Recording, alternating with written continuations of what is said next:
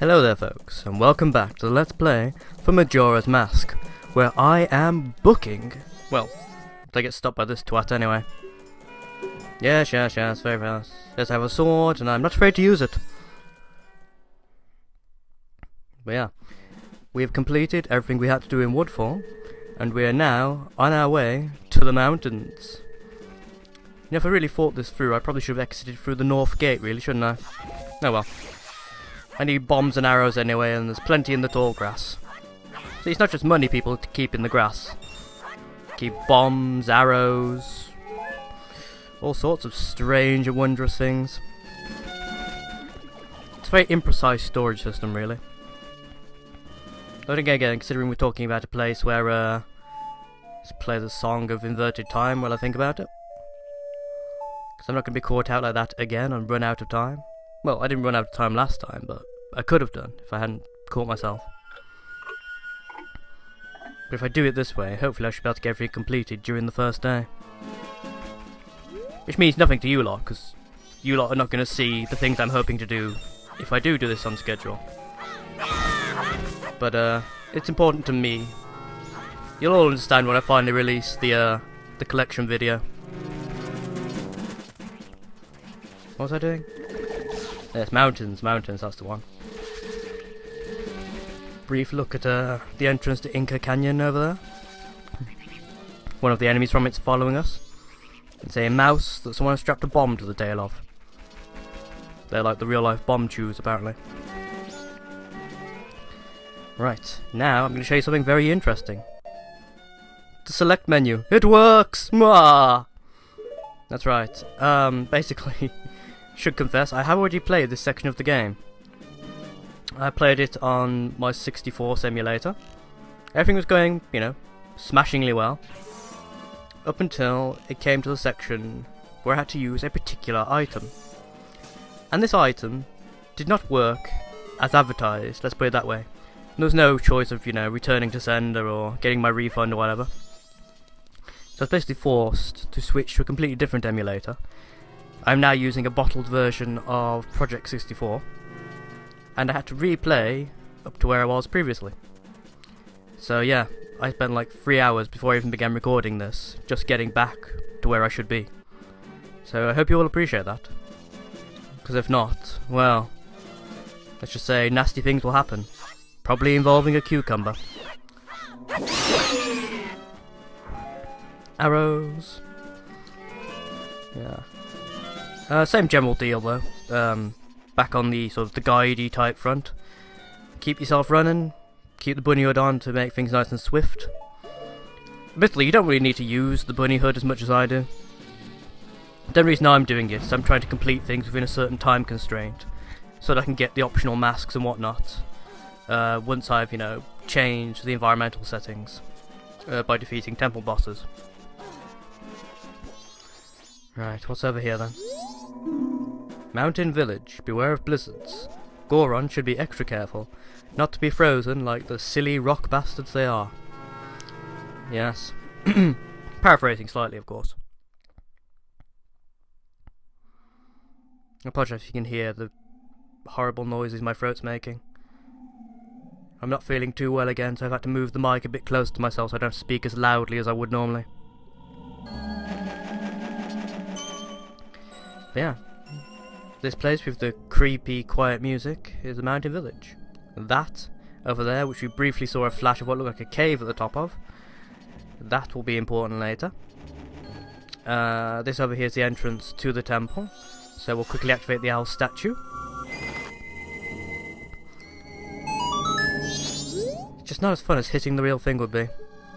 That guy will also be important later on, because that thing on his head is an optional mask that we need to acquire. Anything else? No? No. Oh yeah, that's the mountain smithies. He reforges your sword into a stronger version of itself. Though unfortunately it does return to normal after a certain number of attacks. There is, however, a way of bypassing that, which I will again be showing you in the collection video, since it is essentially an optional item. It's not necessary to complete the game. No, thank you, not today. Doobie doobie doo. Block of ice. So long! Shit, he's gaining! Ah, awesome. Ah, ice physics. How I've missed ye. Yo, sup? Would be more impressive if I managed to glide to a stop just within text range. Yes, I would like to enter the shrine, please. Seems like a rather inefficient even, way of doing this, by the way, chum. You have to ground pound to open the door. I suppose it does guarantee that no one but a Goron could get in.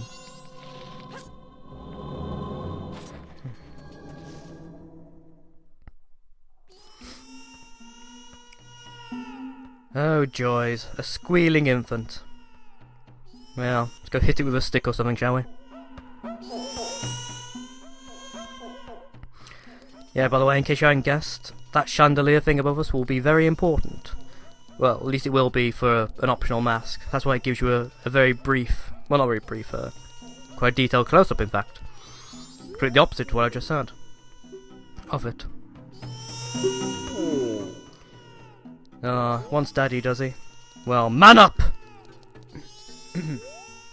Oh god, I shouldn't have done that. That killed my throat.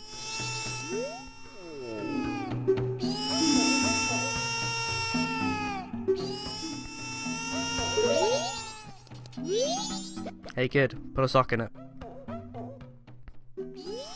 Yeah, we're all cold, who cares?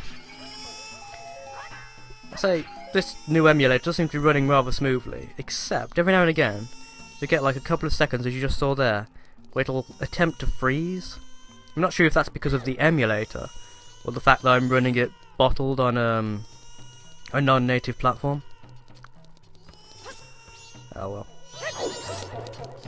That's all technical stuff and no one cares about that really, do we?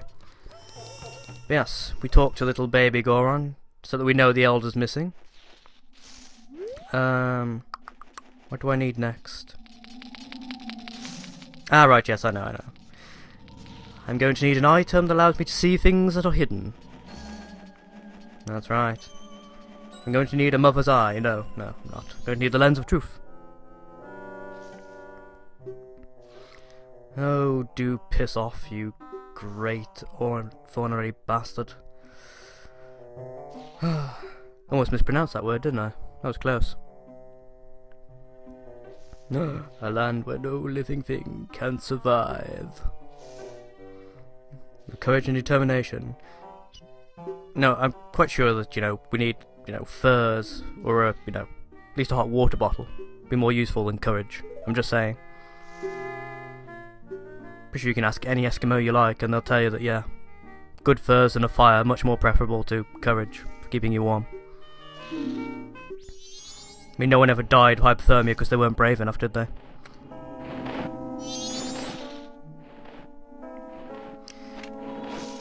Oh my god, they're floating. 'Cause we're walking in the air. We're walking in the flowing sky. There's feathers everywhere, dropped by that owly bastard over there, right there. But yeah, just follow the feathers. Ooh, a bit of slowdown again. Seems to happen whenever it has to load something. Very strange. Stretch out with your feelings. You know it to be true. You're right. You are a git. But yeah. This is basically where I got to last time. I picked up the lens of truth. And hilarious shit did not happen. So, there's a treasure chest in here, isn't there? Like 50 rupees or something. Nothing to sniff at. More bombs, just in case you needed them. Just a subtle clue that things in here might be blow-upable. Calm down, Link. It's just grass. Yes, you might hear the sound of a Skulltula attacking, but think, where is he? Well, he's invisible. That's right, an invisible giant mutant spider. But thankfully, as long as this emulator actually works, we are going to be able to see him in just a moment.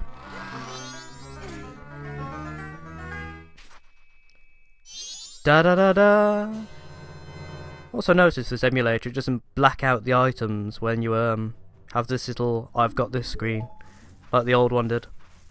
It also displays the Rosa sisters' dresses correctly, which I know is not of any real great interest to all of you, but it's reassuring to me. Oh, and the Road to Milk Road. The Road to Milk Road? How many roads must a man walk down? But anyway, God damn it. My throat's closing up again. Basic point I was trying to make is there's a number of for fuck's sake, man. A number of graphical issues have been corrected. There we go. Bloody hell. Re mi fa sol la ti do. Anyway. Well, you're quite grey and floaty, aren't you? Some killer ink you've got going on there, by the way, bro. I'm just saying. That should be bitchin'. Yeah. I don't know, at least 2 of you laughed at me saying that in my accent. So, you don't actually have to have the Lens of Truth activated to do this, by the way. As soon as you manage to talk to him once, you can turn it off and just follow his shadow all the way to the exit of the area. Once you get there, just turn it back on, you'll get a brief cutscene where he basically buggers off to the next area. Go through, reactivate the lens so he carries on going through the next area, run to the exit, turn it back on, you get the idea. Saves magic power. I'm just keeping it on at the moment so you guys get a rough idea of, you know, what's going on. I mean, I can imagine if you were watching this for the first time for, you know, whatever reason, you didn't know what was supposed to be going on here. Just watching me running along the area, stopping every now and again for no particular reason would be a bit confusing. I'm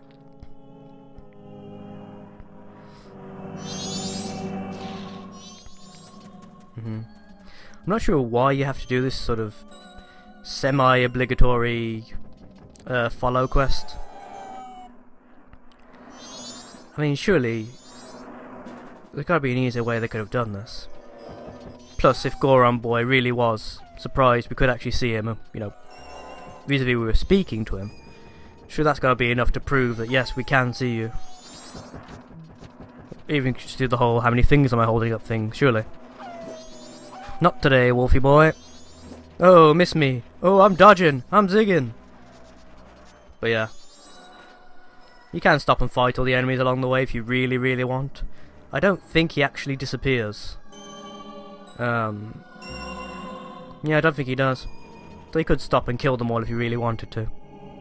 If you know, you're a bloody-minded sort. But, I say there's absolutely no reason or benefit in doing so, so why bother?